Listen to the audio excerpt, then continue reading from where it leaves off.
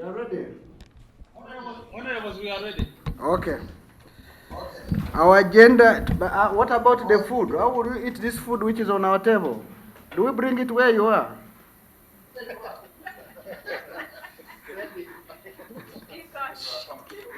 Because we have your food here.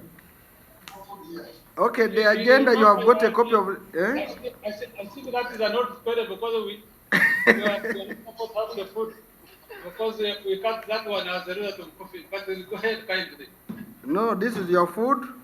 It can't be negatory expenditure because you are invited to come and eat it, but we can deliver where you are. Okay, colleagues, the agenda you have, you don't have. The agenda is related, but for purpose of those who don't have, the agenda is prayer, introductions, communication from the chair, a brief statement by the PSST on implementation of the budget of 2020/21 and effects of COVID-19 on the budget for 2019/20. 5, consideration of the Auditor General's queries of 2018/19 for treasury operations and the consolidated financial statements of the government of the Republic of Uganda. And the closure. There's some echo. I don't know where it's coming from. Am I clear? We are clear. Yes, we are clear. Okay. So we start with a prayer. Let me ask my clerk to read the prayer. Thank you, Honorable Chair. Let us pray. Almighty God, who in your infinite wisdom and providential goodness has appointed the officers of leaders and parliaments for the welfare of society and the just government of humanity, we beseech you to look upon with your abundant favor these your servants, whom you have been pleased to call to the performance of such important trusts in this land. Let your blessing descend upon them here assembled, and grant that they may, as in your presence, treat and consider all matters that shall come under their deliberation in so just and faithful a manner as to promote your honor and glory, and to advance the good of those whose interests you have committed to their charge. Amen. Amen. So introductions, we will start with our side. I'll start with my brother Frederick.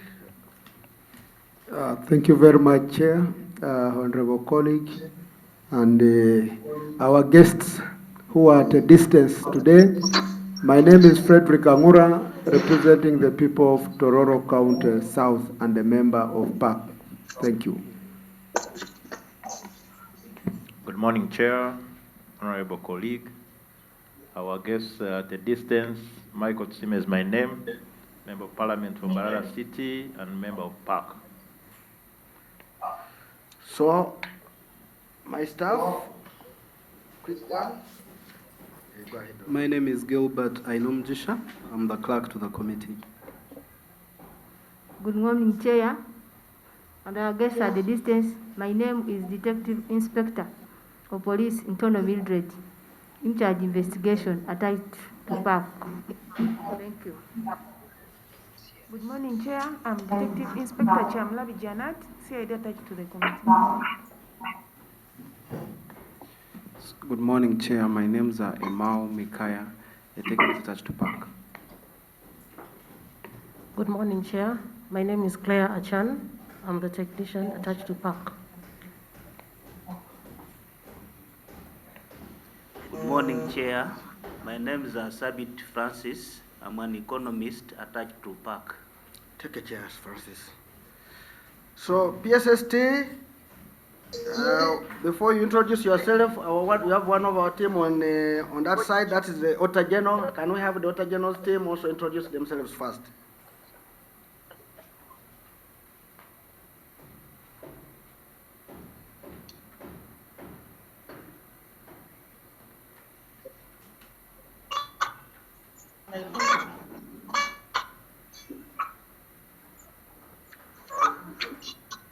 Auditor General, is there a problem with technology there?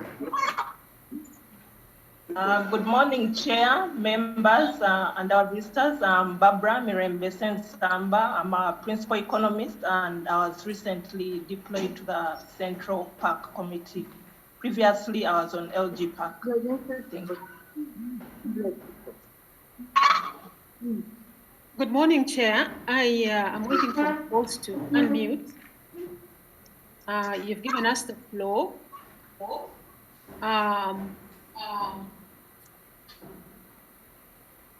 I'm waiting for my boss to unmute, but I can introduce myself in the meantime. I'm Assistant Auditor General. Okay, thank you, Kato. Thank you. I'm having problems here connecting. Yes.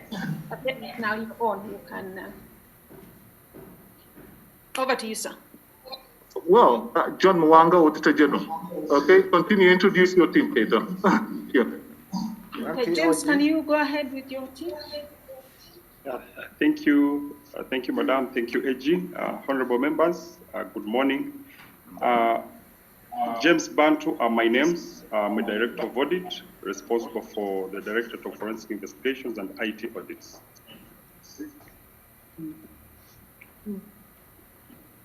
Anthony, unmute, Anthony. I'm called Chimuri Anthony. I'm the Assistant Director of Audit, Forensic and IT. And Samuel, can you introduce yourself and your team? Thank you, Chair. Thank you, Auditor General. Thank you, AAG. My name is Samuel Musana, dear Parliamentary Liaison. Thank you.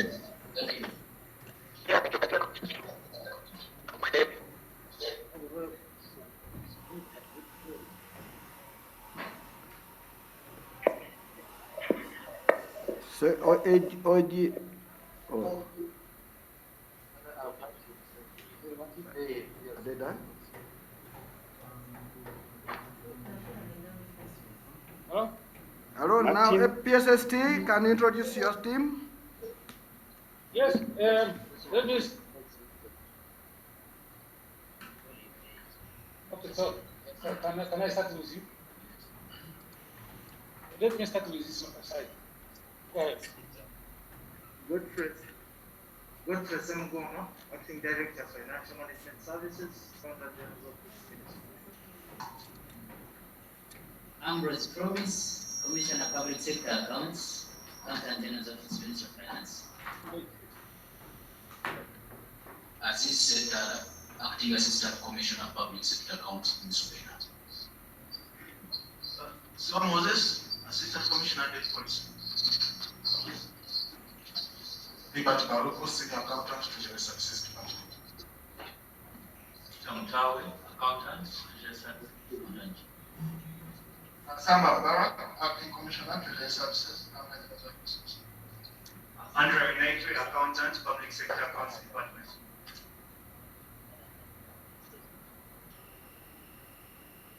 Fatima Godfrey, Commissioner Debt Policy Addition, standing in for Director, National Center. Jennifer Murusi, Acting Director, Treasury Services and Asset Management, Minister of Finance. Mr. Makula Lawrence, the Accountant General. Kenneth Gambe, Director, Budget, Minister of Finance. Yeah, others, but they're also connected, but I'll stop there so that I save time. Chris Mackenzie, Permanent Secretary, Secretary, Treasury, Minister of Finance. Thank you, Chair. Okay, thank you, PSST and the Auditor General. My name is Nandala Mafavi, Chairman, Public Accounts Committee. PS and your team, of course, this is new method of operation because of COVID-19. We will not be able to see what you are telling in your eyes so that we know whether it's the truth or not the truth because you are far from us. But we shall try to see what to do. But what is important as a Committee of Public Accounts, we're not looking for faults. We're just only trying to understand how Treasury operates so that we're able to come up with a better methods of running government. We want to thank the Auditor General for the good job done and which is continuing to do. And we believe that from today's interaction, we shall forge a way forward how best to improve management of public finance. Now, unfortunately, we have your food here, which is through the budget which was approved by Parliament, and the Secretary of Treasury released the money. Unfortunately, you cannot partake it, but I want to assure you that if you direct us where you want us to drop your food, we shall bring. Having said all those, I would want to ask the Secretary to Treasury to brief us under item number 4 on the implementation of the budget for 2020-21 and the effects of COVID-19 on the budget of financial year 2019-2020 and how best is managing COVID-19. Over to you, Secretary of Treasury. Thank you, Honorable Chair and honorable members. First of all, I want to start by sending a message of condolences to Parliament, to you, Chair, your colleagues, both your colleague who died recently. Having said that, let me go straight to business. Honorable Chairperson and members of Parliament, let me start by thanking you for making time to consider the report of the Auditor General in time. I'm starting because of time, because we have now moved and we are all moving forward on time. So I want to thank you very much for that. Both on-site operations, those operations, and then we're going to consider settlements. This year, 2020, which is the world is facing, unprecedented express, as you already know, the COVID-19 pandemic, which has resulted in increased uncertainty and damaged near-term economic prospects. The pandemic continues to face the resilience of the economy, like the rest of the world. Other effects have been keenly felt through especially service sectors such as tourism and hotels, and of schools and the rest. But disruptions, surprise chains have been affected in manufacturing, construction, and trade activities. In addition, the slowdown in the pace of global economic activities has negatively impacted on the inflows for our exports, remittances, and foreign exchange. Foreign direct investment. This in turn has affected the performance of the budget 19-20 and the implementation of the budget 20. Government response to the outbreak. Key among the speech included closure of the borders and partial lockdown, which dampened the effect of lockdown was felt in the informal trade sector,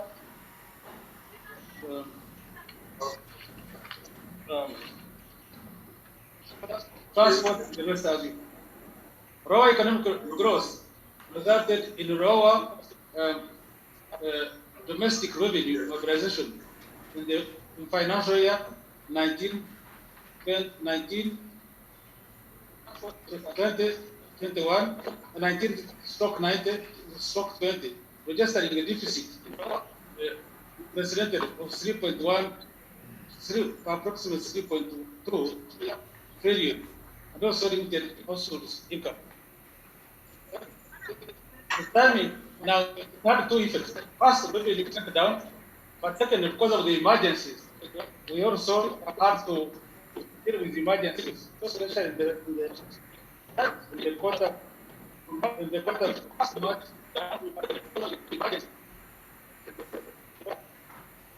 Now, the timing of the pandemic outbreak came at a time when government was grappling with the twin challenges of revenue shortfall, and further constrain the fiscal space in the government budget. For our domestic revenue, additional expenditures, permits, support the health sector, good population of dented public finances and the budget deficit. The pandemic has further affected reporting for 1919 for control spread of the virus. And we had a lot of problems when dealing with the accounting officers. Other major areas affected included delays in financial reporting of 19, stock 20, delays for 19, for years, trade capacity, trade for implementation of changes, the government budgeting around DP3. Government has therefore put in place measures to address economic challenges caused by the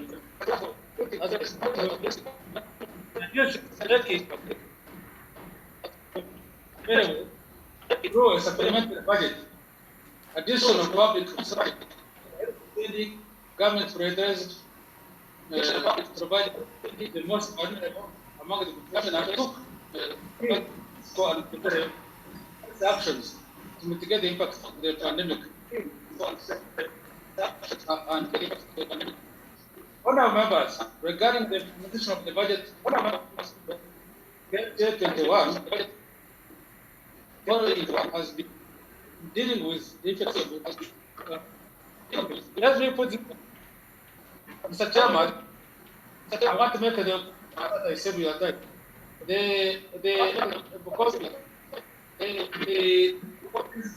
the impact of raw revenue, high expenditure, the emergency,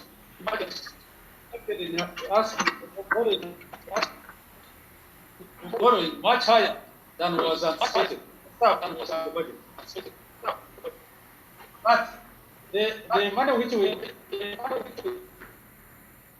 there was a delay in cabinet and the approval process, and as a result, Parliament approved the supplementary.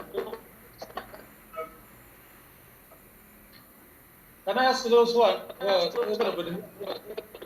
mute? You are right. Please mute. Yeah, you better mute because what we are doing, you are breaking and we're not getting you clear. And Musa, and Musa, what Musa? Mute. Anybody? Okay. As a result, Parliament passed a supplementary 2 days. On Friday, on Tuesday, I can remember very well. Therefore, we couldn't study the supplementary. We had to transfer this financial year. I am happy to report that that supplementary, which you passed, we have reduced the money. This finance minister gave the supplementary this year. As a result, we have provided money for 89 billion for the PPEs, for the intensive care beds and national etc. We have also reduced 130 billion for creation of jobs. This is the under cash program for work program. 3, we have raised 250 billion that has been provided for seed capital to organize a special interest group under the Youth Fund, Women Entrepreneurship, and the Myoga. We have raised 458 billion that has been dispatched to Uganda Development Bank to offer low interest rates to help the industries and agriculture mainly. This is the, we have also raised 100 billion in this quarter. This was the Uganda Development Corporation for public private partnership, investments, facilitate import substitution, import promotion strategy. And therefore, I just want to summarize by saying that it was tough in two areas to summarize. In managing the budget, I have never seen this myself. It was tough, especially the last quarter. But secondly, managing the three emergencies of locust,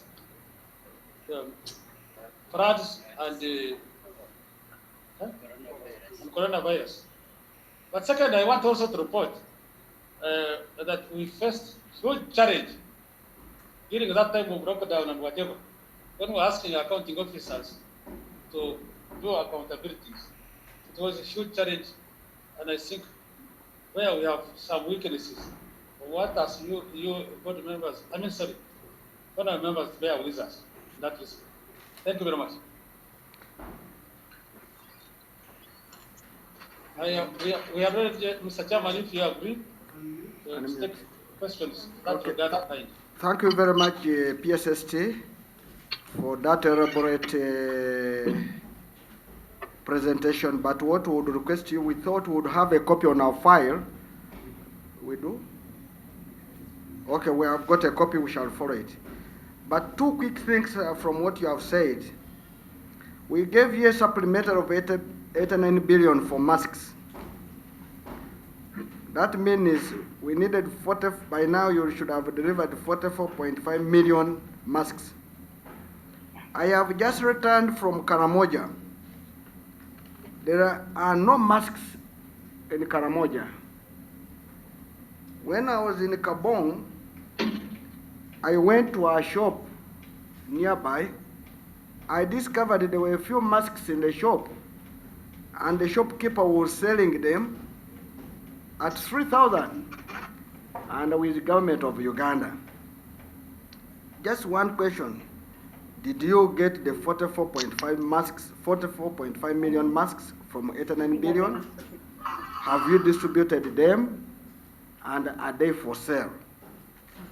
That's number one. Number two, we have released a lot of money in the health sector for COVID-19. What measures have you put in place as the owner of the money to ensure that we get value for money? We have discovered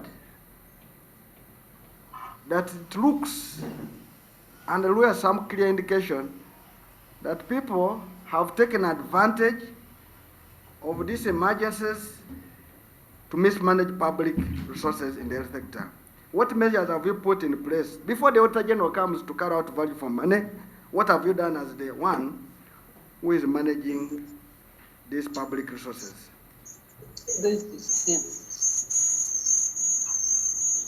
Over to you, PSST. Yes. First of all, I want to confirm that 89 billion, as I have said earlier, was released in July. But we had also indicated to them, because of the emergency, to go ahead with the procurement and distribute where the companies had the capacity to do that. And I think that shouldn't have been, the release of money in July shouldn't have been concentrated in distribution, in manufacturing and distribution of the masks. So I want to confirm that one. So the whole 89 was the reason. Yes, it's true that we got a lot of resources, and a lot of resources have been spent in the health sector to deal with especially this pandemic. And I think we have a table which we are going to provide the money so far spent to that effect. We shall send it to you by tomorrow. I have written to the accounting officer, the PS of Harris, in particular, to account for the money. Let me check with the next budget whether they have responded to that effect. And then the other measures which we have taken.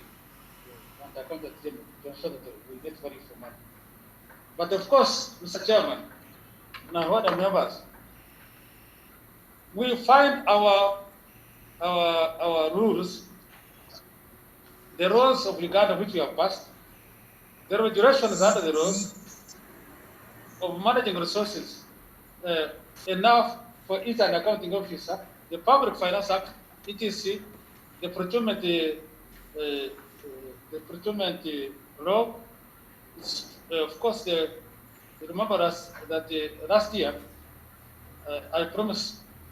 Last time we met, I promised that we are going to implement very fast e-procurement to deal with the procurement. Unfortunately, we were affected by the 4 months when we were under COVID, but we have started, I think, Accountant General. I want to request Swati tell us where we are, because it's the one taking the lead. That's right. But then we have first ask the Director Budget to respond. I've been up and down, whether they have. Yeah, thank you, Chairman.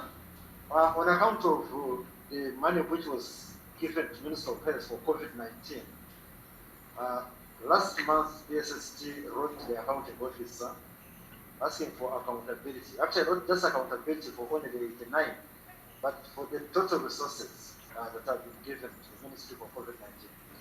We are yet to get a response. There was a meeting yesterday where the Ministry of Health was represented, and they were actually reminded because they are also seeking for additional resources. So what we are saying is that before we provide the additional resources, we need to understand that we need to get accountability for all the resources they have got, directly from the Treasury, but also from the partners, because we know there's a lot of money that has also come from the partners, which is being used for COVID-19. So on account of that, then we'll be able to assess and then determine how much additional resources they need, because we know there are a number of interventions they need to undertake. They are talking about procuring additional beds to increase the bed capacity in hospitals. They will still, of course, they will still need the more masks. They need the testing kits and the PPEs. So that is where we are as far as that issue is concerned, Mr. Chairman. Thank you, Mr. Chairman. Through the PSST, what the PSST has talked about, what you have put in place to ensure value for money and proper accountability. In addition to what he has said, that there are already laws which exist. And the area that didn't have the laws here was the area of receiving items in kind. And the PSST issued guidelines on how those items that are being received in kind should be treated. So we think that there is enough regulatory framework to cover the releases that you have given to Minister of Health for COVID. Now, in addition, we also requested me to talk about the e-procurement. We are working on the e-procurement to improve procurement processes within government. We have been delayed, of course, as is said, by the COVID-19, but we are currently on schedule where we want to pilot 11 MDS beginning with September this month, so September 2020, and we should be able to roll out all the central government ministries by June 2021 and all central government agencies by January 20, by end of 2021, and then we expect that we should be able to roll out all the others by 2022. So that's what we are working on, and we hope that this EGP should be able to promote bigger participation and competitiveness in public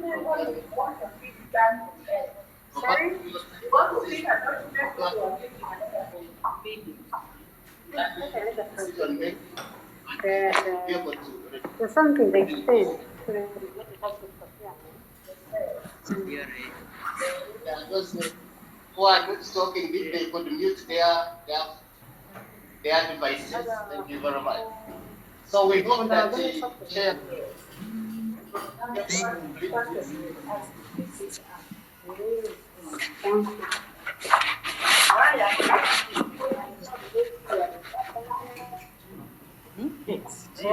Maybe you want to be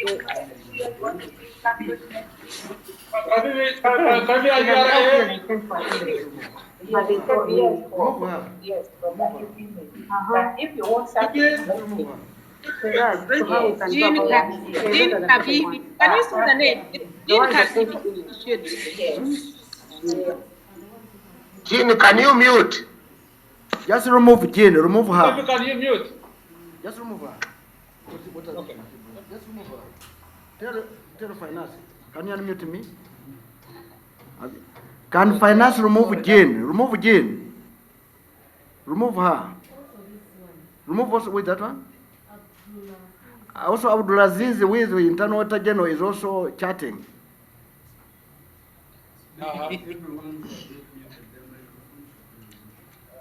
Chair, I think that's all that I have to say. Thank you very much.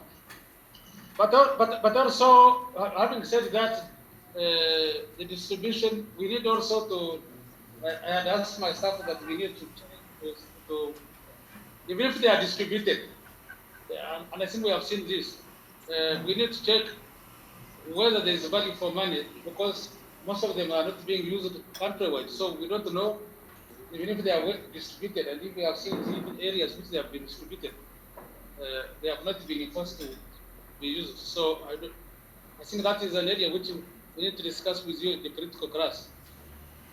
Thank you. Chair.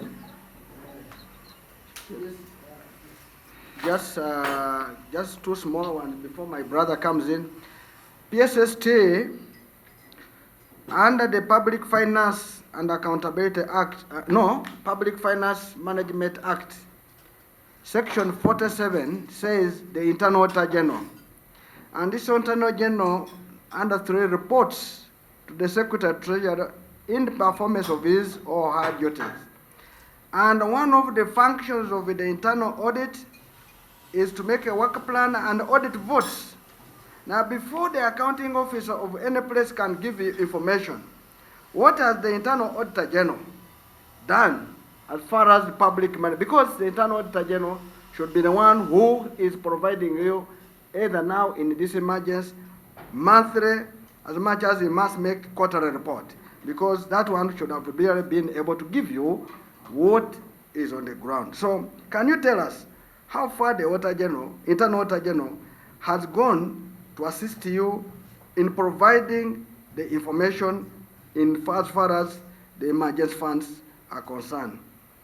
2, how far this distribution of, there should be a framework, again, which your internal auditor say, this district has got, this one has not got.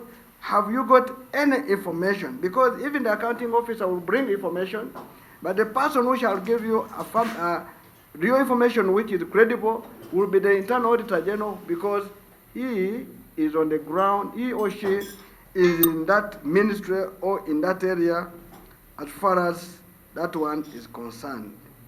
And the last one, which deals with, again, the budget. Because the budget you have is being released, even if it's supplementary, is being released under Section 15, Commitment of Approved Budget. And this budget is based on 1, the work plan, 2, procurement plans, and of course recruitment plans. Now, as far as we are concerned, have you audited that your cash flow which you release was as per the procurement plans, as per the work plans, and also maybe the recruitment plans, so that you are sure that when the accounting officer comes to you, he committed or she committed the budget as agreed? Let my friend Frederick add on. Thank you very much, Chair, and our colleagues at a distance. PSST, I just wanted to appreciate your statement, most especially where you said that you've not seen the challenge you've gone through during these times, where the locusts, the floods, and the coronavirus are hitting. But I also want to re-emphasize what my chair has just said now, that we really, as government, must appreciate the support that we got from different sectors and persons within this community to support us through this coronavirus challenge, both at the center and also at the district. But of course, we need to see that value for money is realized in that respect, and most especially on those donations. But specifically on masks, I am privileged that Tororo, where I come from, and the border district, as a border district and the border constituency that I represent, benefited from the government project of masks. But it's unfortunate that not all people received the masks as had been planned. Quite a number of people did not get the masks. And then too, the quality of the masks also that were given. As I speak now, we are here seeing the pandemic continue to rise and the costs of managing it continue to go up, but people have stopped putting on masks. These masks are so wide, some of them are even now being turned into being used by women who are having maybe even breasts that are big, because the masks, they are bras, eh? The masks now are being turned into bras in some other places because of the quality and the nature of how these masks were made. So we need a very, very serious audit in respect to the quality, the quantity, the distribution patterns, in order to really get value for money of the 44 million masks that were given and the cost related to that, because it is continuing to go up. And also, Secretary, we have a challenge that has now come up. I will speak like someone representing a border constituency. We have this payment of testing. Testing is, you're bound to hear of strikes coming up at the border areas, because it is very expensive. People are complaining. I don't know whether we are providing for this correctly, or it is a decision that was taken without further scrutinizing it. It is going to become a problem. So I thought you would consolidate and put that together with your response that you are going to give in that line. Thank you. So account PSST and the comments.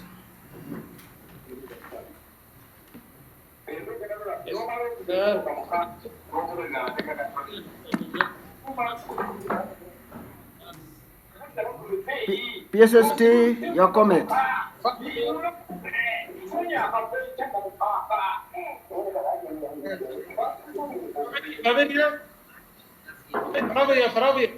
Who is Flavia? Who is Flavia? Okay, go ahead, PSST. Yes. First of all, I encourage, I advise and encourage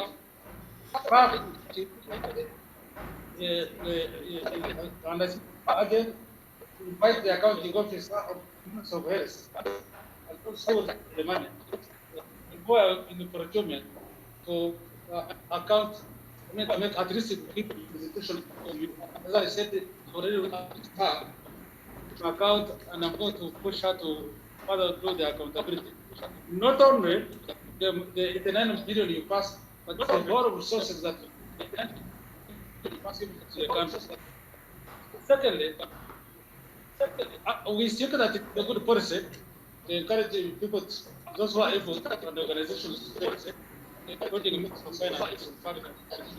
We have had two tests here, and which were compulsory, and we paid for it. But I think on the cost, how to come out of we can't answer that question. I think should the accounting answer. Why not 20? Why not 15? I think that is the one, and the minister to answer that question. And I encourage that you invite them. I think it's important that you invite them. Now, regarding the distribution, again, there are the ones who are, I think by now we have a program. In fact, I think that by now we had expected everywhere to get them, but why they are everywhere, they have not yet got them. I think they should be the one to answer those questions. But let me also do this. I think given the amount of resources, I think Park or Parliament should immediately ask the Auditor General, she is going to quarrel with him, immediately take a special audit in this area, given the resources that were put in this area. This is what I advise. I have also asked the internal auditor, I want Mr. Fixon. Is he Fixon on? Yes, he's correct. Fixon, you remember we agreed with the chairman, Honorable Fabian the Park, that you will be making a 3 months, at least minimum, 3 months accountability. I mean, sorry, what do you call it? All your internal auditors will make reports, and then we make a consolidated report. Can you tell us where we are on that one? And I think it's good that the chairman has raised that point. Thank you. Chairman, thank you. Through PSST, we did sit with the two teams of Office of the Prime Minister and Minister of Health, and we came up with special terms of engagement, and we shall be giving you a report end of this month. Yes, that regarding the overall accountability on a routine basis rather than special one, which we had agreed by all your internal auditors. Where are we on that one? I think that's what the chairman was referring to anyway. Yes, Permanent Secretary, Treasury, we receive reports on a quarterly basis. Of course, we had some effect because of the lockdown, but we normally receive the reports on quarterly basis and they're available. Okay. Can you then, can I request you then that you make the report at least? No, I think that your report is available for the last financial year. Okay. Mr. Chairman, back to you kindly. Thank you very much, Secretary Treasury. We would love the internal auditor general to provide us those reports, since it's by law, and that will also show us an indication how far you are going to deal with the Ministry of Health. Having said that, also, Mr. Chairman, we are proposing that maybe we're going to do a Zoom also with you and the Minister of Health. We're looking at Monday, so that we'll iron out this issue of COVID-19 as far as the resources are concerned. So, and Auditor General. Just to remind. Yeah. No, the Auditor General. Just to remind you, I'm not the chairman. You are the chairman. Okay. Auditor General, that's where I was going. Auditor General, I think we have an interest in this health. I think it is not necessary that we have to wait because it's all of us. I think our teams which are on the ground should quickly look at special interests as far as COVID-19 expenditures are concerned, and we should have maybe a quick special audit. Because if we wait for this quarter until the other end of your financial year, we could have a problem. And your audit can assist us to ensure that if there are some issues, mitigating factors can be handled. Like also the last quarter, which ended 30th June 2020 should be looked at as quick as possible. I think, Auditor General, I don't know what's your comment on that.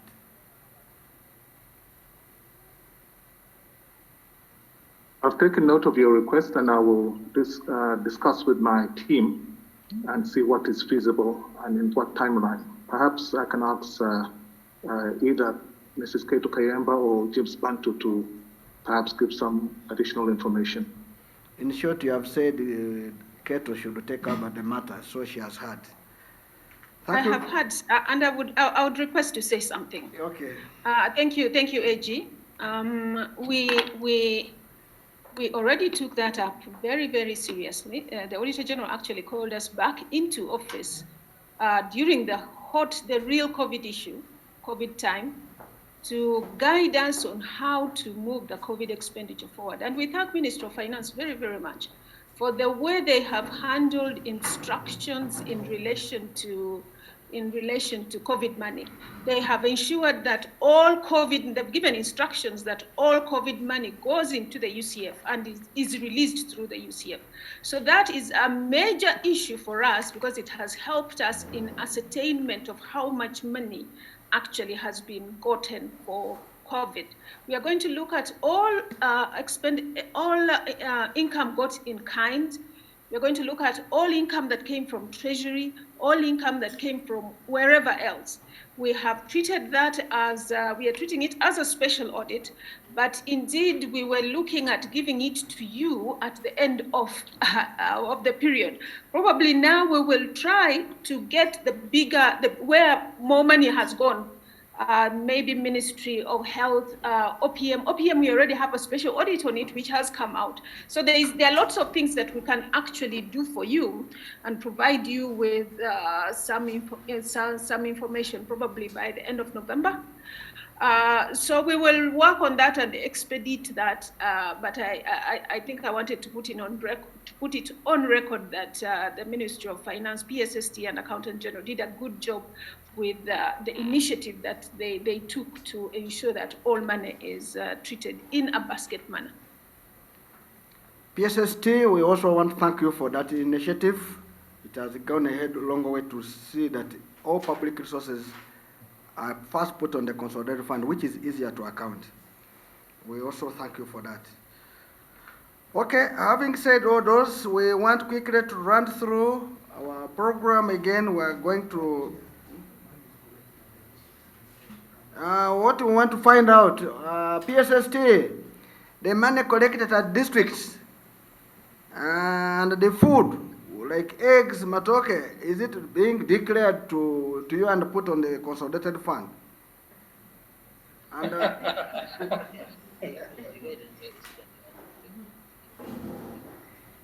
Mr. Chairman, I used the circular. Can you go ahead? Mr. Chairman, through the PSST, we issued the circular, the PSST issued the circular, and we guided on how to report. So we are expecting that once they are submitting their final accounts, they should be also submit that that accountability for those items that were in kind. So we can forward to your copy from the circular site by the PSST for your records. PSST, there's a treasury instruction. Some additional information, Chairman. You remember there's also money which was returned by the members of parliament at the district. Yes.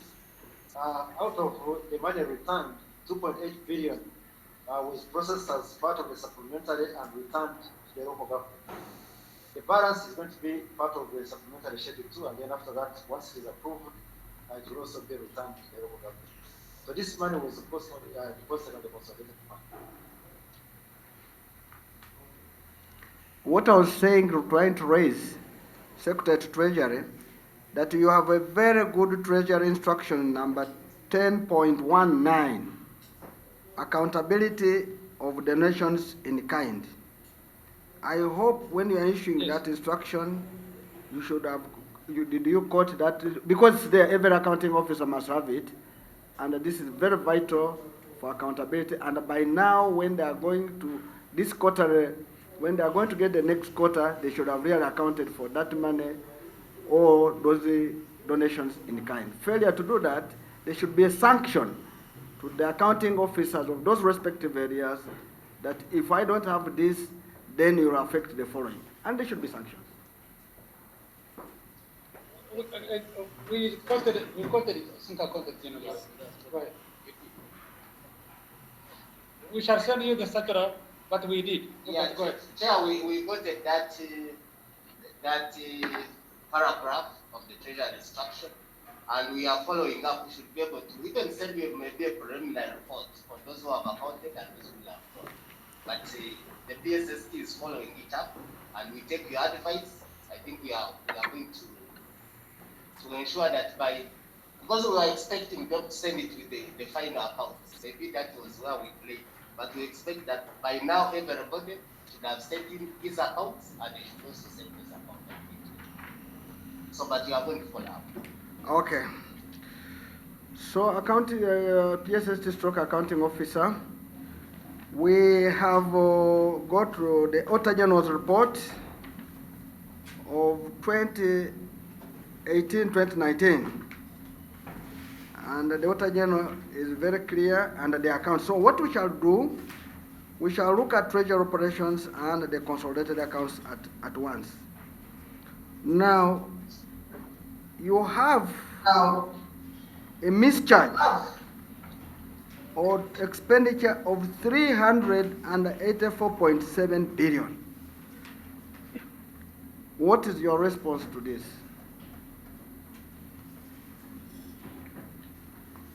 Well, Mr. Chairman, the mischarge is winnable.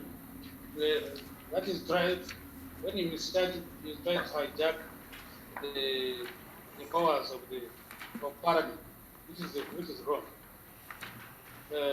So we took action. The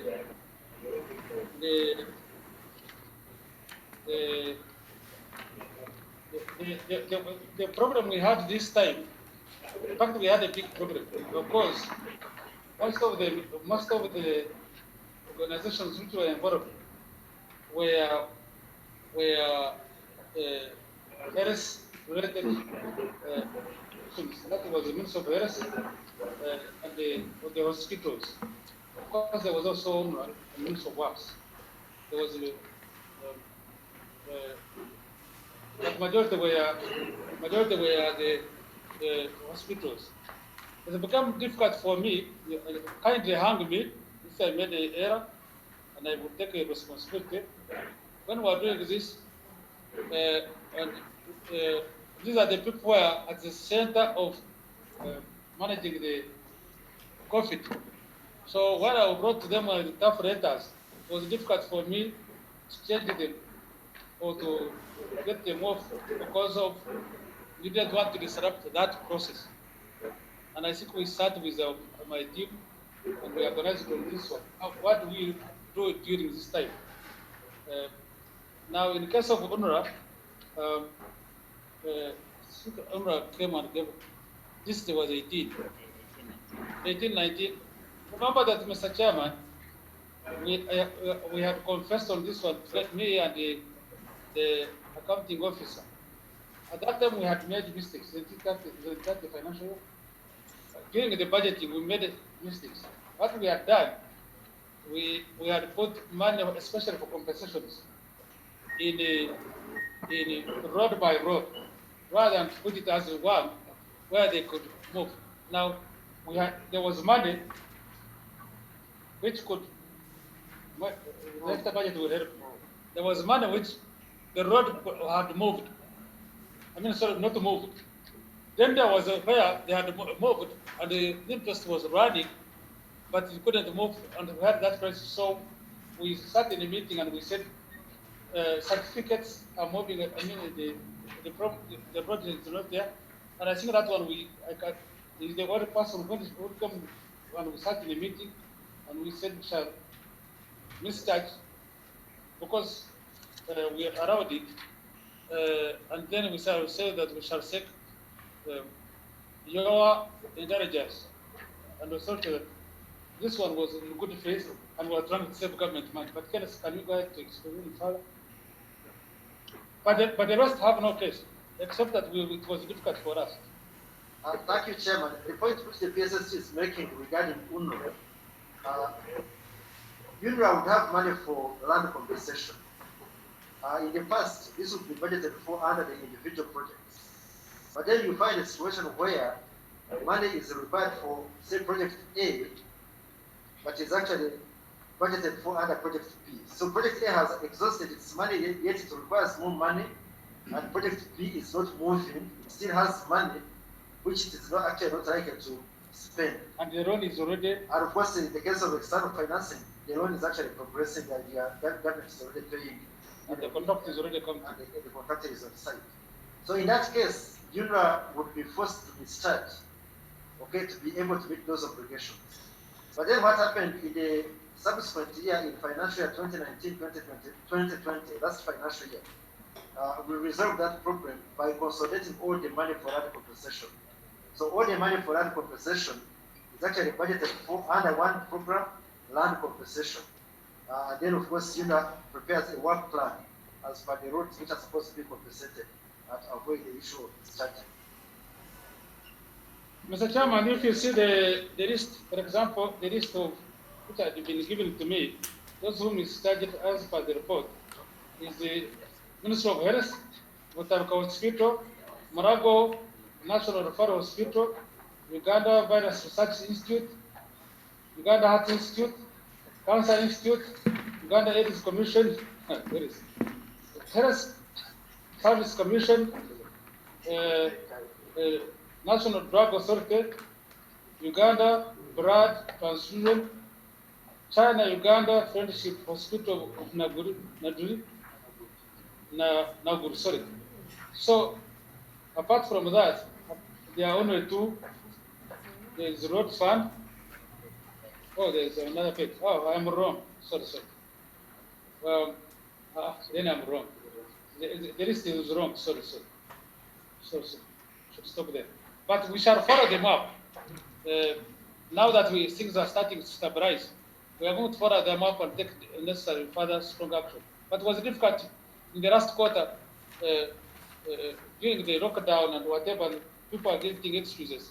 It was difficult for us to take action, tough action. Mr. Chairman, I request that you give us more time to deal with this accounting officer. And then the government had to continue when they were still, because you touch an accounting officer, then the accounting officer said, I put the account back because I'm under lockdown. And time was running out. So I said, okay, for purpose of emergency, let's reappoint them. And then we shall deal with them later. Thank you, Mr. Chairman. Yes, PSST, what we have noticed, PSST, what I've noticed, the mischarges on increase. In 2017-18, it was 369.8 billion. In 2018-19, it's 384.7 billion. What we have realized is that you approve yourself with your team, votes, you put money where it is easily approved by Parliament.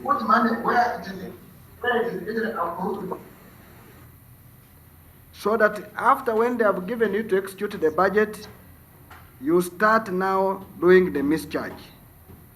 This is very bad on the budgeting process. It's abuse of the budget process. And as a committee, we are concerned that where there has been mischarge, action should be taken.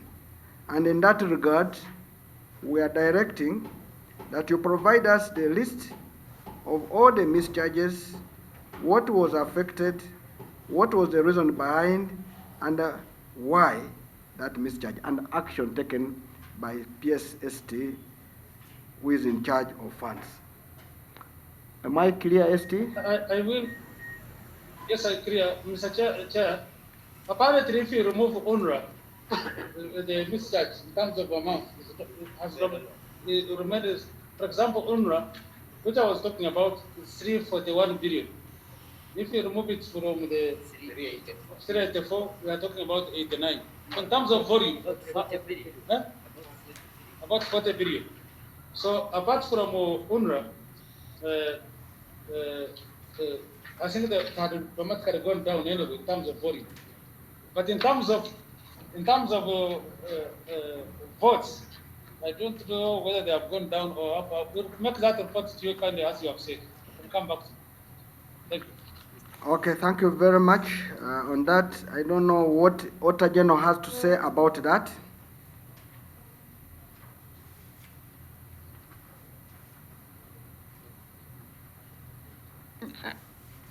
Yeah, sorry. I'll ask Mrs. Ketu Kayamba to respond. But otherwise, yes, we are still monitoring. Yes, thank you, Chair. I think I have no comment actually. Also, it's just because I was waiting for you to pick up. I think we will just monitor what happens, and if they are thinking of a change of policy, to given something that has been happening over and over again in terms of URA, maybe UNRWA. Probably there are things that have to be done differently in terms of policy to ensure that these things that appear to be that end up into mischarges, they should be handled at a policy level to reduce that, and probably give some level of leeway, or some thought has to go through it, and then it has to go to Parliament for approval of the kind of action, discussion, approval, so that we can reduce the mischarges that we have. Thank you. In short, Secretary to Treasury, you should not really abuse the Public Finance Management Act, which is yours, by changing rules midway. If you should follow it to the latter, so that everybody can believe in Public Finance Management Act. No, absolutely, we totally agree. We have already taken action anyway with the UNRWA. We have changed the policy in that regard. So if it occurs, it will be different from it. Thank you. So, Accounting Officer, again, now we go to item unaccounted for advances. We have a record showing that advances which are unaccounted for are 19.5 billion. And as a committee, we follow the Public Finance Accountability Act, which says advances are supposed to be accounted for within 60 days. Failure to do that, it means an individual who was given advance has mismanaged it. The Auditor General raised this as a serious issue. Now, Accounting Officer, again, these advances are increasing. Now the public finance is very clear. Are you the one condoning unaccounted for advances? The year ends on 30th June. It takes 6 months before the Auditor General issues a report. It means the person takes more than 6 months with money, public money, and has not been even sanctioned, action taken, and yet we entrust these public funds with you.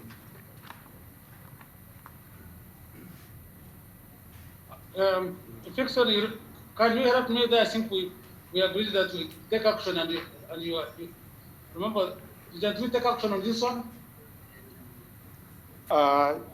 Yes, PSST, you took action on accounting officers, and a number of them were due to miss reappointment because of unaccounted for advances, but they are responding and they are busy accounting, sir. I submit. Accounting Officer, if the Internal Auditor General is saying they are accounting up to now, then the Internal Auditor General has failed in his duties. Because the public finance says you must account for within 60 days. If he, who is in where the votes are, and claims that they are still accounting, then the public of Uganda is in problems. PSST, please explain how somebody can take all this period. No. Can you give me a week to sort out this matter, and I come back to you? Accounting Officer, yeah, even if you're talking of the week, because this money is even, the one of last year was 21.6 billion. It has never been accounted for up to now. That's 2017, 2018. The one of 2016, 17 was 31.2 billion.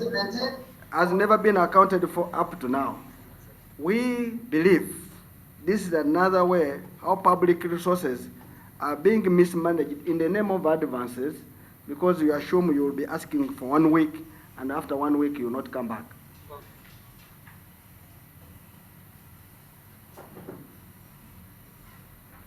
Mr. Chairman, Mr. Chairman, give me a week and I come back because that is a very important matter. I want to make that accountability with all the details and details. So let me say. Give me a week, I'll come. So now let me tell you the money we're looking for. According to Water General, in 2015-16 is 31.2 billion. In 2015-2016 is 21.6 billion. In 2017-18, 21.65, it is 19.5 billion. These monies up to now, we have never, and the Water General has insisted that this money has never been accounted for, and yet no sanction by PSST on the persons involved in non-accountability of these funds. You have asked for 1 week. We would love to hear from you within 1 week about those figures of 15-16, 16-17, 17-18. Are we clear? Thank you. Now, we want to state to you that in these accountable advances of 19.5 billion, there is 14 billion which is not reflected anywhere under the Ministry of Health, 14.65 billion. And this money was given to national medical stores. And it is not reflected anywhere, and the goods which were supposed to be procured are nowhere, and yet under the Treasury instruction number 10.18, it clearly states that any vote which is going to perform a function for another vote, there shall be a memorandum of understanding with a deposit account on which that one who is implementing will be accounting to the one who provided the resources. So can you have a comment on the 14.65 billion of Ministry of Health given to national medical stores for uniform, stationery, and small equipment? Dixon, do you want to respond? I remember we worked on that one. Do you want to respond to that one? Yes, Chair. First is the internal of health that was very tough for the unaccounted for, and NMS has had issues, and the matter still remains outstanding. Thank you, Chair. So should we forget about the money?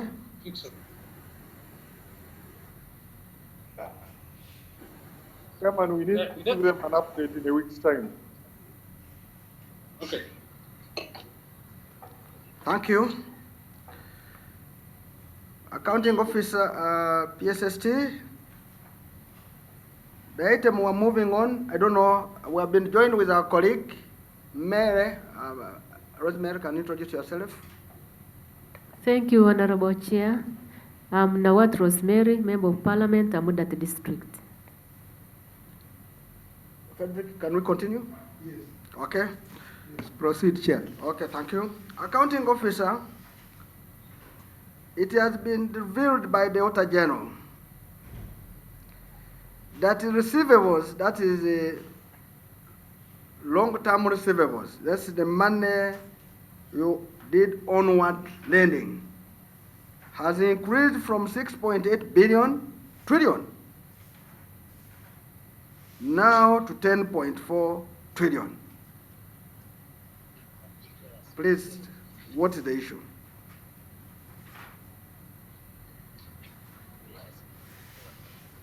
Mr. Chairman, which quarter are you on? Long-term receivables is now 10.4 trillion. Oh, so those are operations.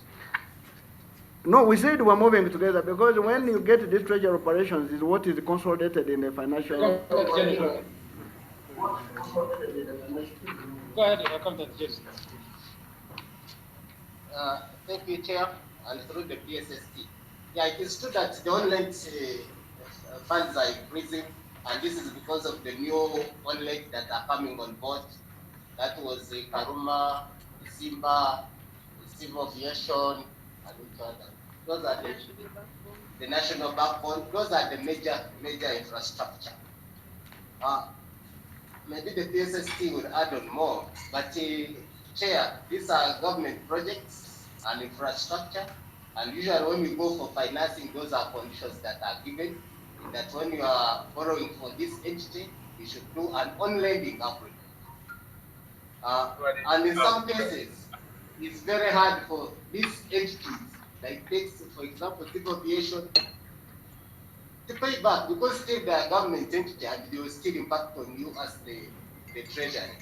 So we are looking at how we work out the agreements in such a way that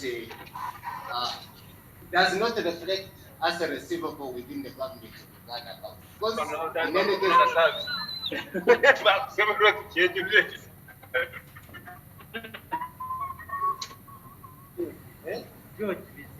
George is George is please mute. So as I was saying, Chair, that these are government of Uganda agencies. So it still have to come from you. So that is something that we need to come out with the policy and see how then best to handle. Of course, you also know one which you have been struggling with for over now 20 years. You know one that you have been struggling for over 20 years, and that is the Japanese grant. And that one we sent it to the Solicitor General to give us an advice.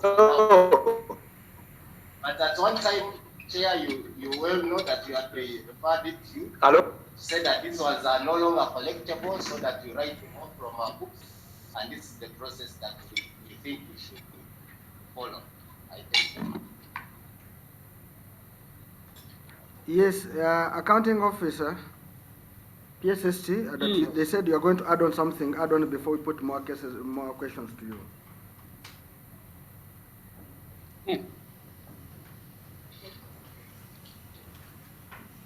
So the chair had put some little food in my mouth.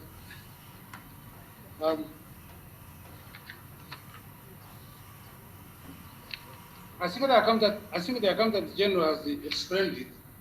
Sometimes you get the problem. Take, for example, the Express Highway.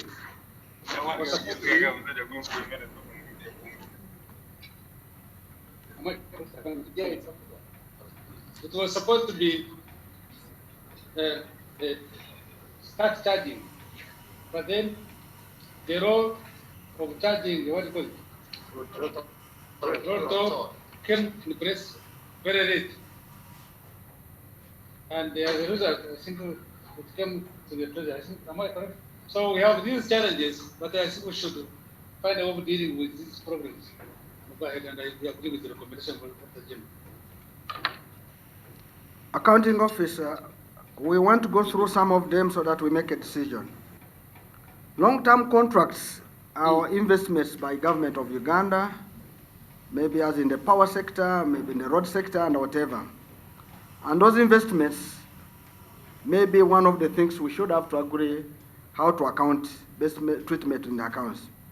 But having said that, there are cases where we have on record here which are very clear, which are not dot type. And we want to go one by one and also apply section 35 of the Public Finance and the Public Finance Management Act. Number one, DFCU. We are demanding 11.8 billion from DFCU. We are demanding 42.5 billion from KCC, Kampala City Council. We are demanding 5.9 from NPAT, Uganda Printing and Publishing, 900. So the list is there. Can we go through each of them and be advised What do you mean, except those you have mentioned of long-term contracts? And what methods are applying to that? And this we shall also be relating it under section 35 of the Public Finance Management Act.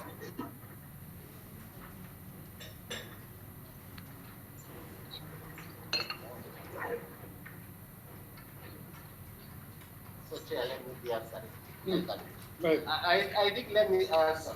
The first one is on DFCU. DFCU, I think they are paying. It was something to do with a certain loan, which line of credit, which they are paying.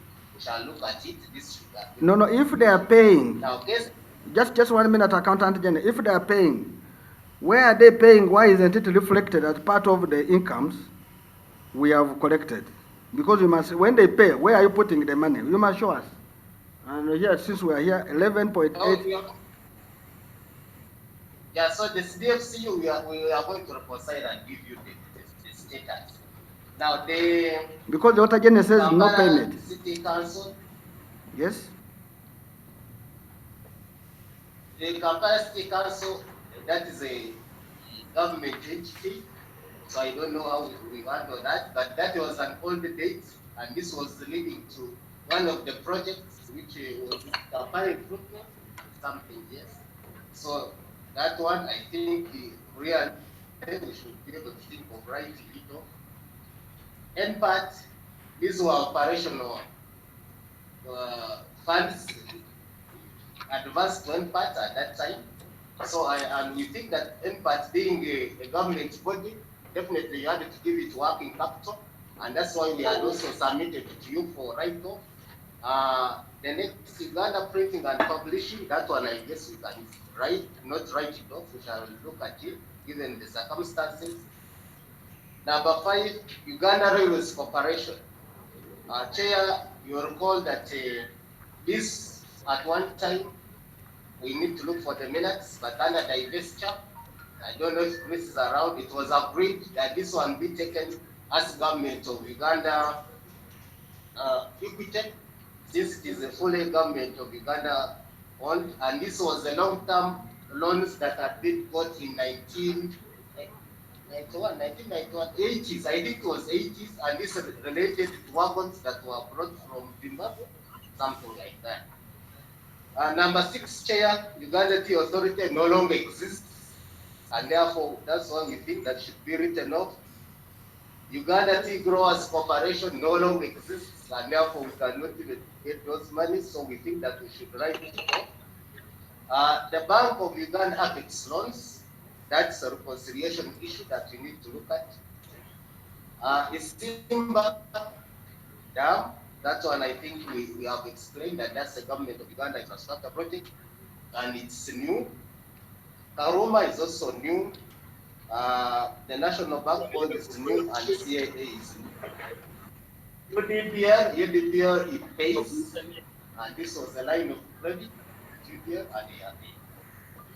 So the chair, as we had said in the earlier meetings, that those that we think that these corporations no longer exist, or where we think that, for example, an organization like NPAD, we should be thinking of writing off this government on late. I think. PSST, any comments? Yes. Thank you very much. But we should write this down. Yeah, that's what we are talking about.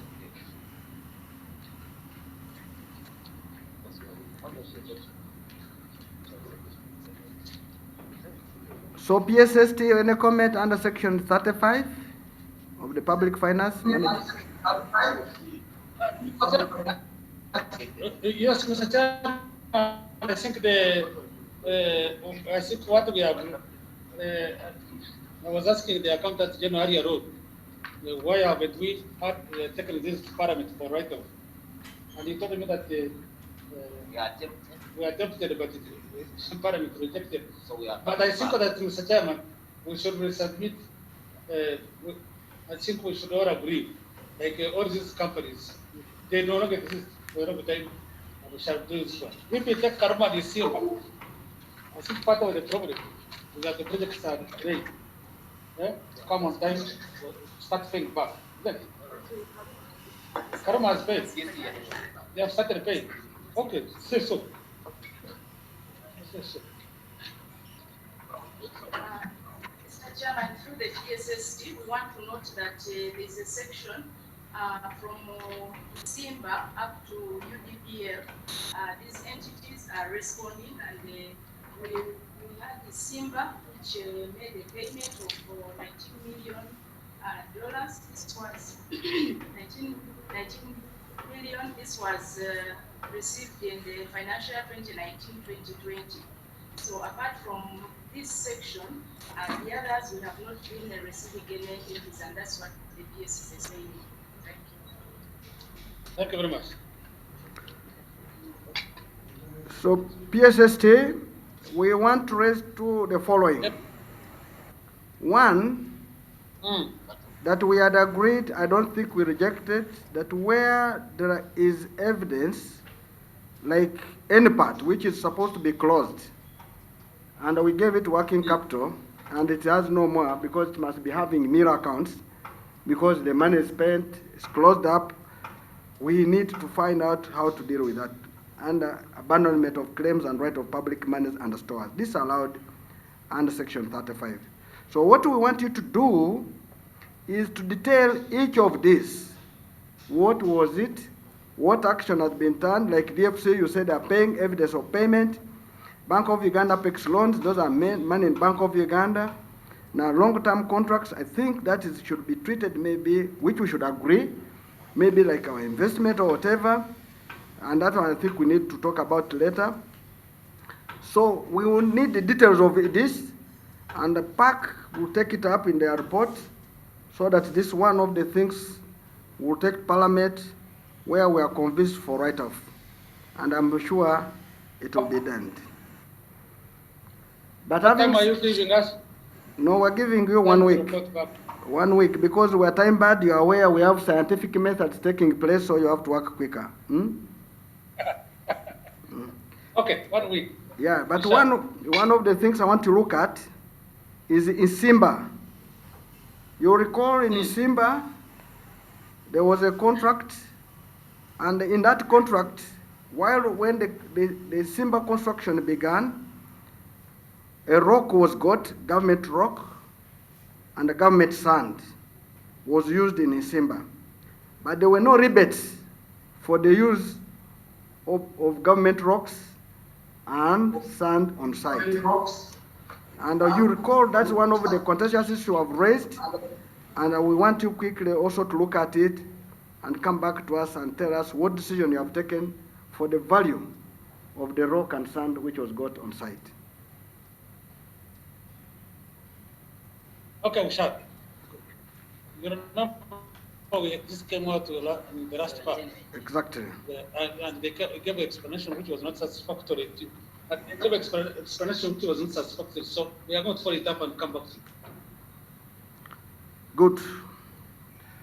Accounting officer, now, you committed 269.9 billion domestic areas, which were not budgeted for. What it means is you made your own appropriation without Parliament. Mr. Chairman, I follow the this is the one. These are questions. Yeah.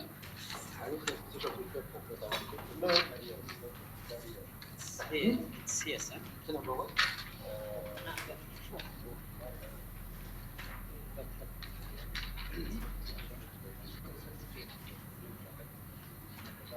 Oh, can you explain?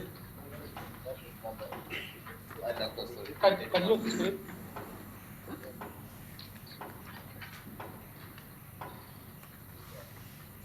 Is this a mistake?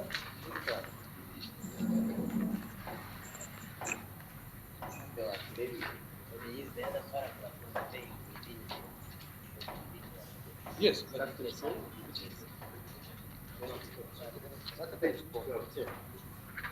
The question is this a mistake?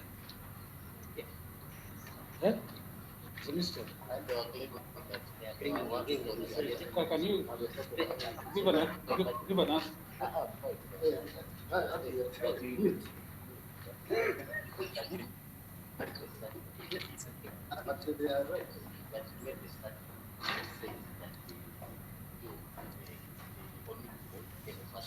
Oh, okay. I've got it, Chairman. No, let me do this. That we agreed, government made a policy that I think at that time what had happened, they said that we should let the economy going on whatever. That that we should pay domestic areas. Yes, correct. It's true. I issued a circular to the accounting officers to prioritize and pay domestic areas within their budget. Whatever, I don't know where I used their budget. Now, that did not mean that I said you do it illegally. No. In other words, they were supposed to take a supplementary for parliamentary approval, and they didn't. So they are the ones to answer, not me. It's true. I said prioritize within your budget. Like, for example, when we say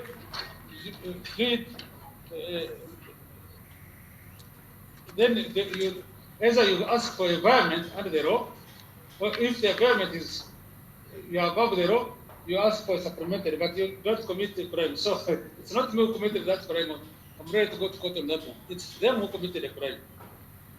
Mr. Chairman. So what action have you taken? The policy to pay domestic. Chair. Okay. Chair. What action have you taken on those who committed the crime as the custodian of the public resources? Chair, maybe before the accounting officer comes in. Accounting officer, I just want to bring this to your attention, that whereas you issued a circular on payment of domestic areas against the budget, many times all accounting officers who come and appear before us here have blamed you or indirectly brought you to have directed them that domestic areas take first call, but not first call as per the budget, but all domestic areas. And this has time and again brought confusion, where we've requested them to ask you to give them a circular in relation, a clear circular in relation to how domestic areas should be treated. I don't know whether you are also aware of that and that conflict in between the communications that you give the accounting officers. Yes, PSST? Yes, let me explain that one. First of all, domestic areas are domestic areas. I cannot be the one to say now prioritize this pay this against the other one. That's the work of the accounting office under the law. What I can say, government has made a policy that that the domestic areas are killing the economy. Cabinet and the government has decided that this should be prioritized and they are paid. Now, how you do it is actually not our work. Just want to make that those accounting officers are also telling lies in that respect. Secondly, when I say government has decided to take that direction, it does not mean you do it illegally. You must do it illegally. Legally. So, yes, I did, and I stand my ground, and I think it was the correct circular, but they were supposed to take a supplementary or as a government or a supplementary, and they didn't. Well, instead, they went and said, well, we've got a directive, and we are now going ahead to do it. And I normally say, when the cabinet makes a decision, it's a directive or parallel. Now, that directive, you cannot say, I implemented it illegally because I got the directive. No, it's your duty to ensure that directive is implemented within the framework of the laws and regulations of Uganda. Now, So we need to take action. I'll take action on this accounting officer. But it happens to be the same study which they did. So which we need to deal with them. And I think I'll take it up with the internal agenda. Yes, Rosemary. Thank you, Mr. Chairman. Mr. Chairman, whereas the accounting officer is promising to take action on those accounting officers who are not following the law. One time, Mr. Chairman, there was some entities who were before us here, and they showed us a circular from the PSST where he had given them a go-ahead and that he would seek approval of Parliament later. Mr. Chairman, I don't know whether by doing that, the PSST is not encouraging accounting officers to break the law. Maybe PSST can help us on that one. PSST? I want to remember, kindly, I would want to look at my circular first, because I don't remember issuing that one kindly. So accounting officer, we want to look through that so that we understand and we live here while we understand. Number one, what is a debt a domestic area approved? Assuming you have made a budget of 100 million, somebody goes and implements the project you have agreed, but you release 80 million, it means the balance of 20 million will be approved areas. There are instances where accounting officers are given 100 million and go above the 100 million of what was budgeted. And first they hide it, then eventually bring it as domestic area, yet that domestic area of addition of 20 million on top of 100 has not been budgeted for. I want us to do those, I want you to be recording those ones which will need your help. Number two, if you say a first call on the budget, we want to assume we have budgeted for an item 10 million, and you bring that money of maybe 5 million from the 10 million and you pay domestic areas, it means the item we budgeted for 10 million will not be implemented. And when the Auditor General comes and says not fully implemented activities because there was a diversion of money to pay areas, is a serious item, because you came to Parliament that activity A is going to be implemented and the budget Parliament budgeted for it, it releases money and a portion is diverted for paying areas. The only problem is that that is also should be a mischarge, and unfortunately it is not appearing as a mischarge. Now the budget does not perform. What do you as the owner of resources, who is implementing the budget, what action have you done to those who divert money for not doing the activities planned for and do pay areas as per section 15 of the Public Finance Act? 3, there was an audit which was carried out by Ernst & Young, which we commend you. There was saving. Now, what action have you taken on those accounting officers?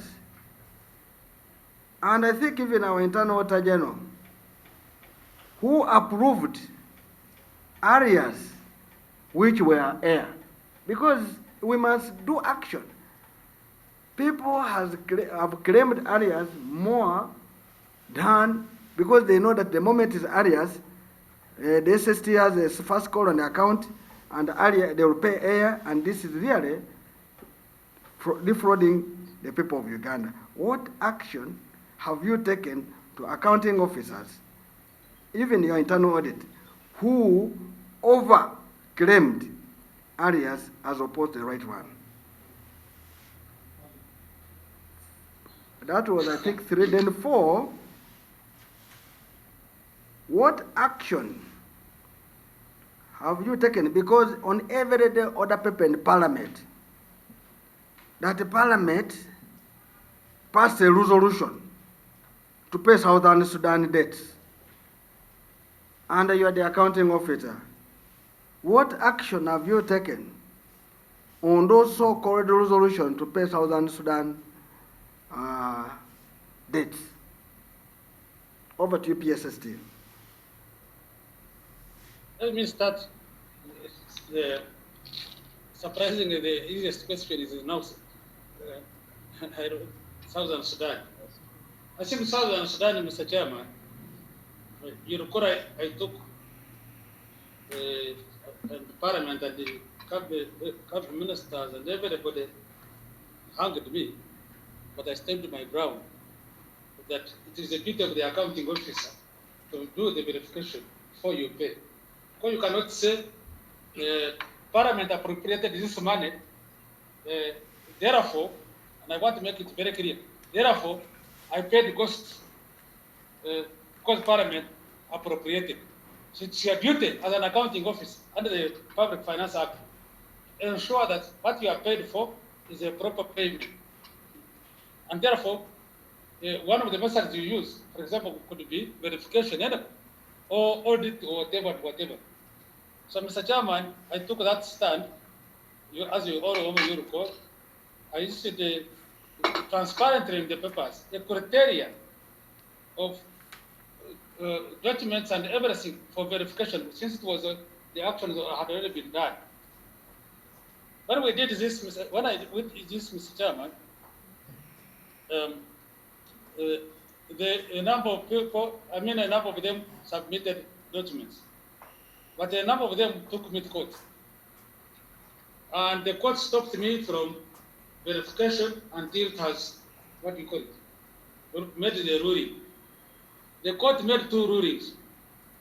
The first one is that the 10 which had already been were under the agreement and had been paid for some part, that we should go ahead. In fact, the mandamus had to go back to court to negotiate a 5-year payment should be paid without verification. The rest, which was equal to 1.5 trillion, the court ruled, agreed that I should go ahead to do a verification. I gave it staff working with Ernst & Young, and after the verification, the people, the amount of money that qualified were equal to, I think, 25 billion. Because, Mr. Chairman, it is very important that people understand there was in these things there was a lot of fraud.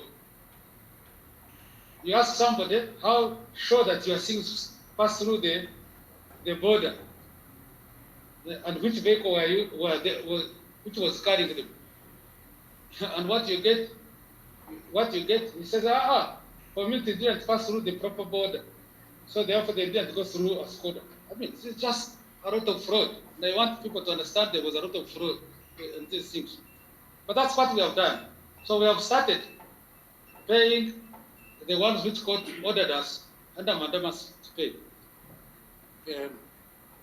And I negotiated, instead of one bridge, so that the Septemeber in cash flow, I negotiated with them and court, and it was approved by court, the 5-year payment within 5 years, and no interest money. And any interest that had already accrued before was discounted by 50%. And I think, Mr. Chairman, you should give me a distinction trying to save government money. Okay, now, you have got credit. You have got credit for that. Okay, go ahead. Yes. Now, Mr. Chairman, and I hope that Parliament and those political pressure who are putting a lot of pressure will understand we should not pay fail, as we said earlier. Now, second, when you said areas will take what first goal. Now, I think we have to make a judgment here, Mr. Chairman. But first, what are the causes? And we need to deal with the causes of these domestic areas. And I think we have dealt with the causes. Even the court cases, we have dealt with the court cases. The first one, when you have all these court cases, they are arising out of, and the government is losing a lot of money in court cases. They are arising out of, government took somebody's land, they never paid, came an area. Then for court gives interest on the debt until you pay. The second one is that we are not paying teachers, salaries and the pension on time. People are taking government to court and we waste a lot of money. The third one is surprise. Now, so for one needs to make a judgment. But of course, the causes are three. The major one, I must admit, is supplementary expenditures. Now, if the accounting officer has already contracted, now then halfway, money is diverted. And I've made this point to the highest authority in this country and to everybody.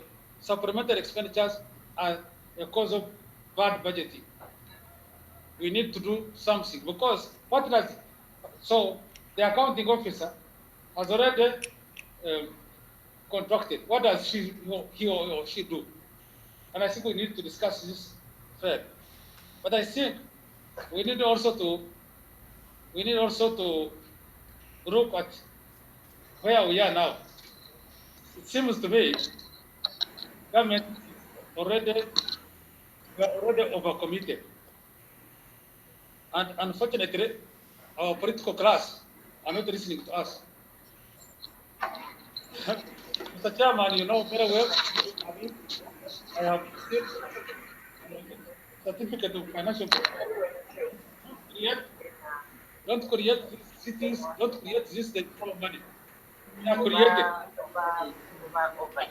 By Honorable Mafari, I think. My chairman, I'm facing another. Now, think about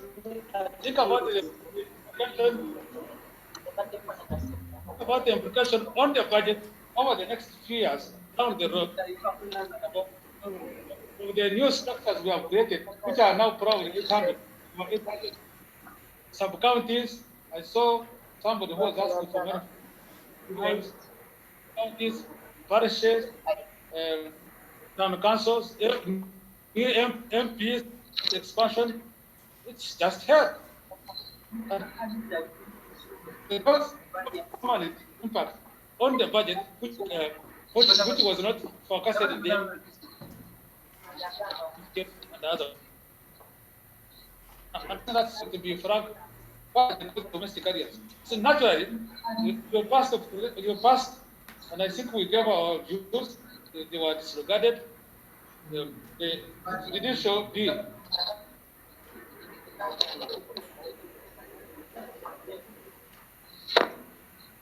The judicial bill is nothing but areas. And we gave our strong opinion on those things.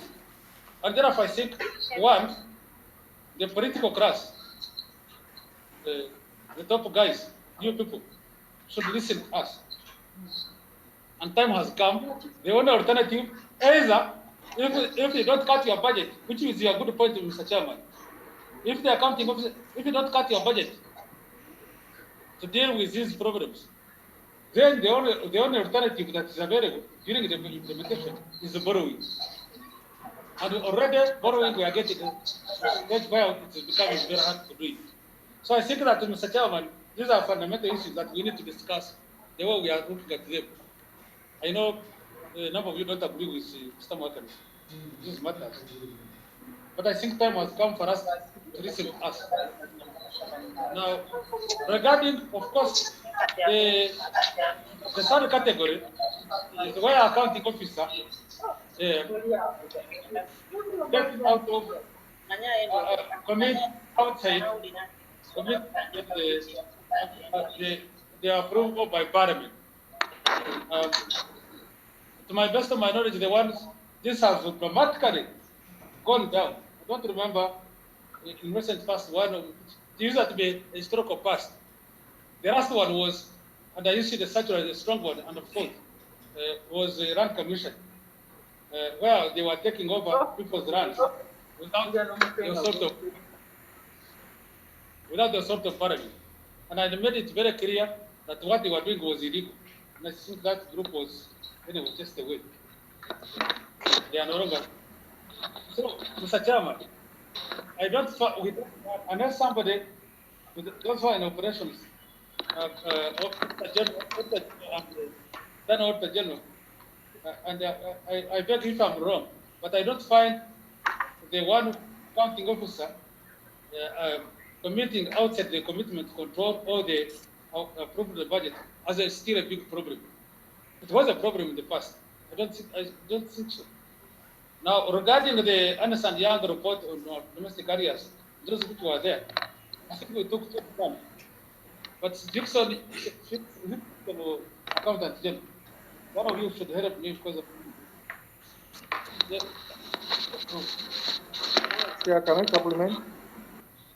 Some of them challenged me, challenged the report, and you have to do verification to Dixon. Can you report back? Validation. Can you come? Where is your validation? Yeah, thank you. Number one,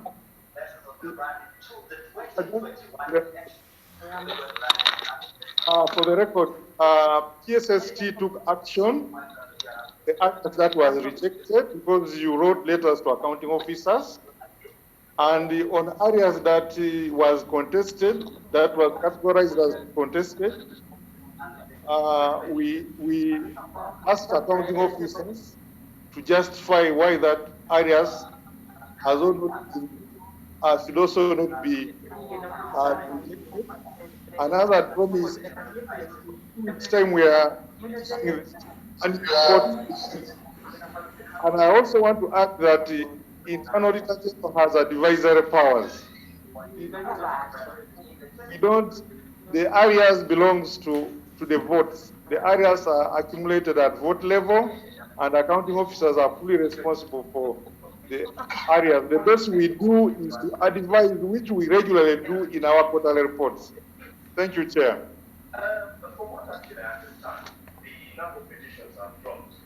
Chair, PSST, what we are raising is one.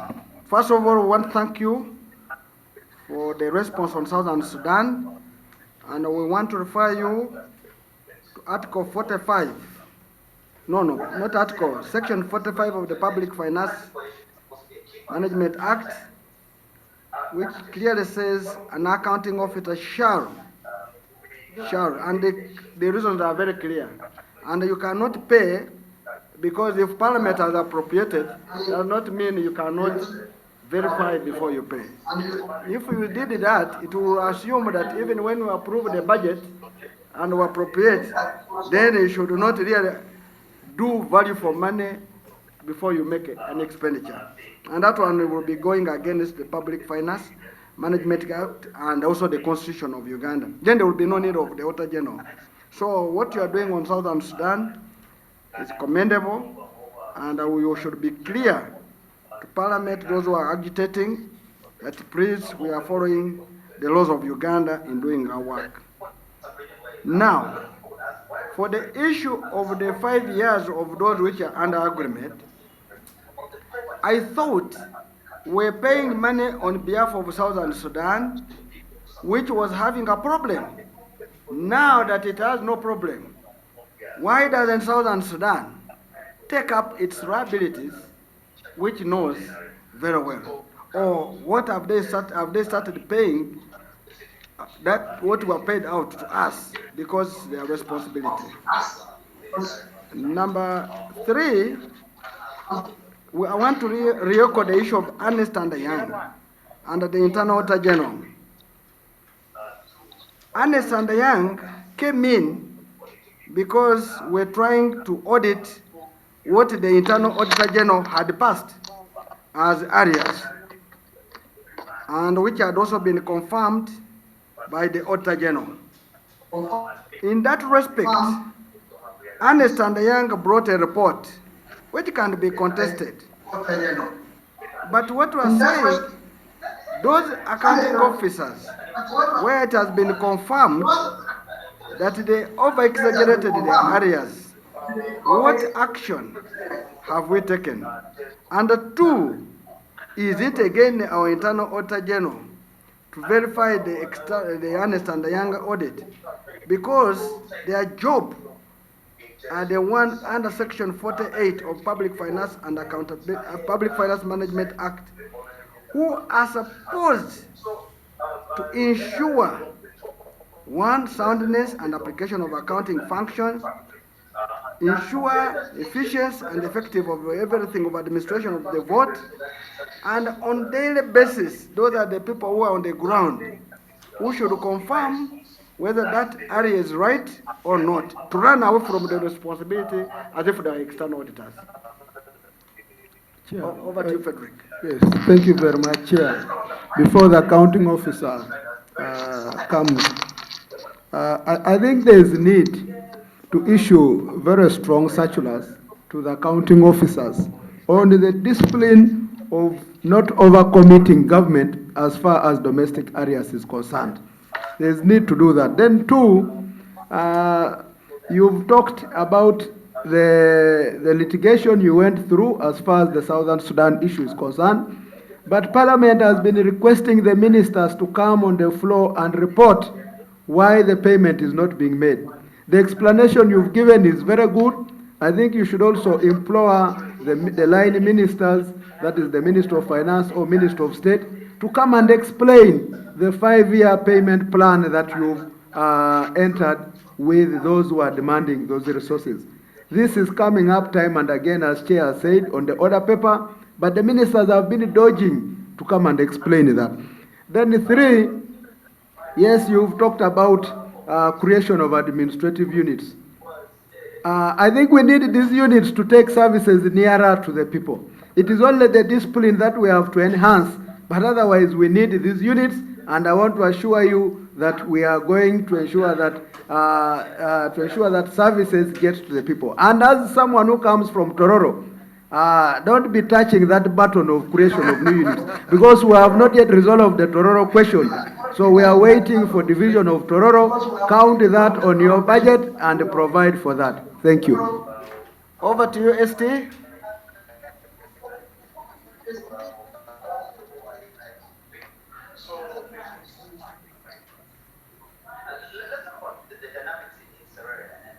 Mr. Chairman, Zoom has seems to be failing. I can't hear you. Oh, you have not heard what we have raised.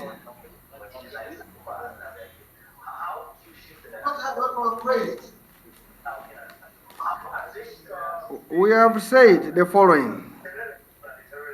One, that we, are you hearing? We have said,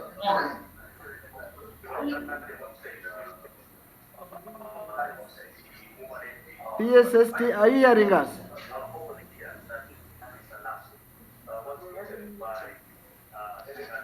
PSST, are you hearing us?